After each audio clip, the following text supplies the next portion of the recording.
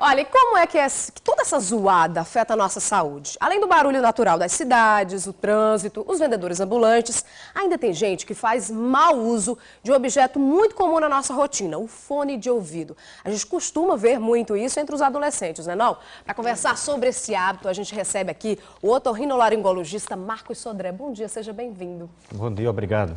Então vamos começar falando sobre exatamente isso. Como é que o mau uso do fone de ouvido pode prejudicar a nossa audição? É fundamental essa reportagem, eu gostaria de parabenizar, porque isso é um problema de saúde e que muitas vezes essas questões são irreversíveis. A população tem que saber que o órgão auditivo é um órgão que não tem uma capacidade de regeneração tão fácil. Chega um momento em que ele não consegue mais apresentar melhoras. Né? Existem casos em que, por exemplo, o trio elétrico, que você se expôs e no outro dia o ouvido está zumbindo, está com chiado. 2, 3 dias acabou. Porém, há casos em que isso nunca mais vai melhorar. Então, a capacidade de regeneração é discreta. E aí entra esse fator importante que vai ser a educação, a prevenção e o tratamento. No caso da educação, ter cuidado com esses fones, porque vai depender da intensidade do som que você vai colocar no aparelho, no iPhone, numa caixa de som, mas está escutando o som elevado durante um tempo prolongado e se juntando, se aconselhando ainda mais a tendência genética da pessoa, então você tem sua tendência, está exposto e começa a não ter cuidado, então isso causa lesões no ouvido. Agora, tem diferentes tipos de fones, né? Tem algum que é mais prejudicial do que o outro? Tem uns que podem facilitar a vida das pessoas que precisam usar fone de ouvido? Na realidade não, porque senão o raciocínio do ambiente externo num grande cruzamento da rua ou numa fábrica em que você está exposto, mesmo sem fone, então estaria reduzido. O que vai contar mesmo é a intensidade do som que está sendo implementado, é o volume que você está escutando. Porque a gente sabe que a medida de som é em decibéis.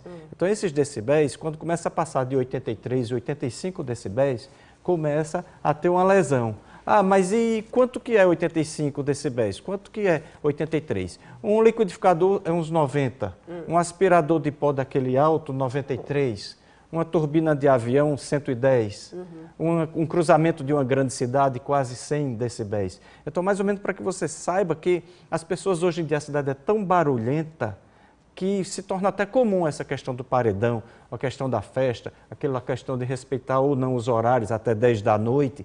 É uma questão tão séria que é uma das poucas, talvez eu me atreva a dizer, um dos poucos assuntos que tem legislação municipal, estadual e federal. Agora, quais são os sinais que a gente já pode observar quando a audição já dá ali sinais que está com problema? Primeiro, muitas pessoas começam a perder a capacidade auditiva, mas não observam. Sim. Então, a televisão é mais alta, o telefone, o celular, ou então a pessoa chega no consultório e diz, olha, doutor, essa pessoa está falando muito alto. Então, são sinais indiretos. Além de que você pode ter chiado, barulhos no ouvido, como uma cachoeira, como grilos, sons internos, vamos chamar assim, que a pessoa muitas vezes não consegue precisar. E à noite, quando vai deitar, esse som se destaca porque a cidade fica mais silenciosa. Então, você tanto pode ter alterações na qualidade de escutar e não compreender. Tem pessoas que escutam e dizem, não, eu escutei, mas não entendi. Como também no volume.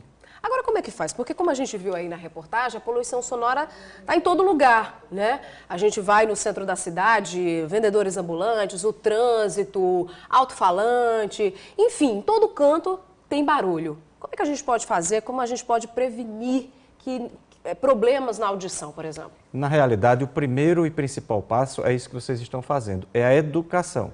Não há como coibir um barulho que seja da civilização, que seja da educação daquela cidade. Sim. A gente sempre fala que quanto mais alto o som de uma cidade, menor o nível de educação daquela cidade.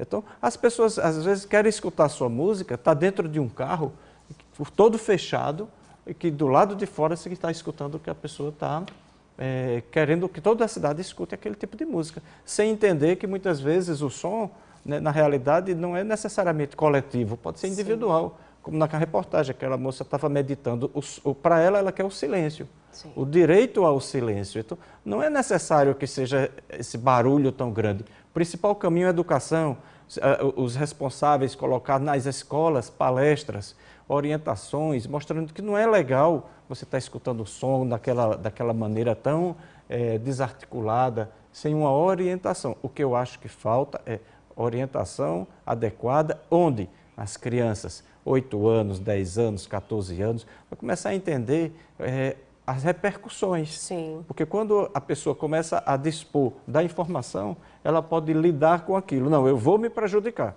eu vou ter problema de audição, eu vou precisar usar aparelho, mas eu sei o que eu estou fazendo. Ok, muito obrigada pela sua participação, Marcos. Eu que agradeço. Olha, e amanhã, na última reportagem da série, nós vamos falar sobre o tema da educação social. Como a gentileza e a educação podem transformar o dia a dia das pessoas. A série Cidadania e Bem Comum é uma ação da Rede Paraíba de Comunicação e, além das TVs Cabo Branco e Paraíba, também envolve a Rádio CBN João Pessoa, o Jornal da Paraíba e o portal G1 Paraíba.